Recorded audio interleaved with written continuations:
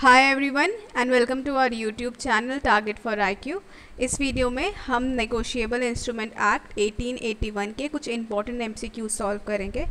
ये 10 most important MCQs हैं और ये काफ़ी टाइम रिपीट हुए हैं। जितने भी स्टेट में आपके negotiable instrument as a syllabus mention है, जैसे कि अभी आपका एमपी जो है वो नेक्स्ट डोर पे नेक्स्ट एग्ज़ाम वही है, तो NI is also in MP judiciary, तो ये आपके लिए हेल्पफुल उसमें भी होगा। बट अभी आपके जो सामने जो अभी आपका प्लेटफॉर्म है recent is the Bihar judiciary, so will be focusing more on that. तो उस पर्पज़ के लिए ये बहुत इंपॉर्टेंट है। छोटा सा ही वीडियो है बट आप इसको देखिएगा ज़रूर, ठीक है। और कोई भी क्वेरी हो तो please do let me know in the comment section. And the other thing is कि इसके जो आंसर मैंने टिक लगाए हैं, this is as per the answer key provided by the guide, okay. तो हो सकता, और गाइड्स जो होती हैं वो वही आंसर की अपलोड करती हैं जो भी स्टेट एग्जामिनेशन जब एग्ज़ाम कंडक्ट करने के बाद अपनी ऑफिशियल की अपलोड करती हैं।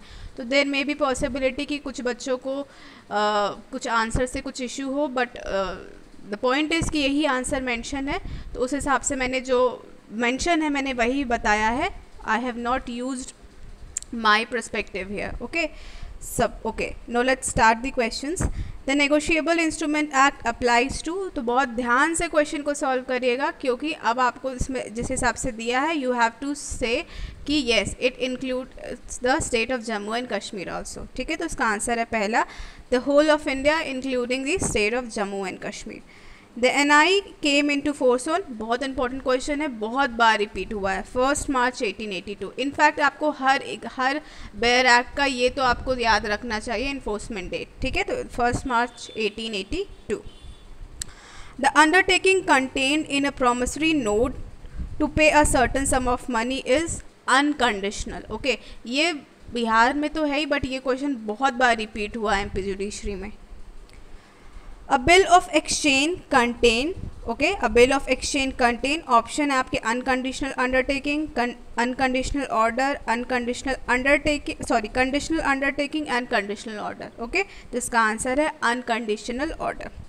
check is ऑप्शन है आपके promissory note, bill of exchange, both A and B, तो इसका आंसर है bill of exchange। the term a check in the electronic form is defined in NI, that is provided under explanation 1A of section 6, okay। The term negotiable instrument is defined in Negotiable Instrument Act under section number 13.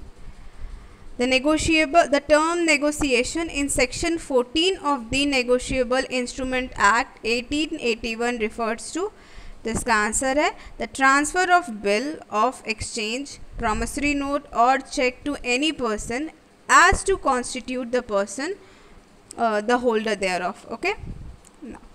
Next question, if an instrument may be constitute either as a promissory note or a bill of exchange then it is a ambiguous instrument, okay. Remember कि वो फिर ambiguous instrument हो जाएगा।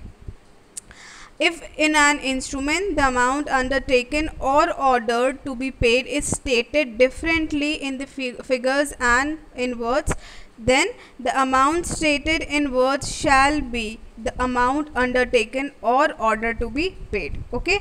So this was the 10 most important questions asked in a negotiable instrument act, okay।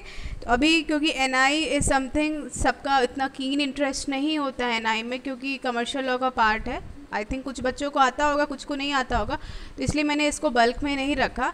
कुछ question है आप इसको समझ लीजिए, the next part will be uploaded soon, okay. So any query please do let me know in the comment section. I hope आपको ये video अच्छा लगा हो and this may help you. Thank you.